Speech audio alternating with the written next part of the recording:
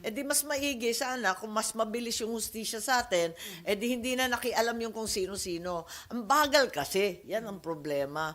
So, huwag na natin pabagalin, diretso na natin sa korte at magsumigasig sila. Yung DOJ, pursue all these cases, file them as quickly as possible, and make certain that we have swift justice finally.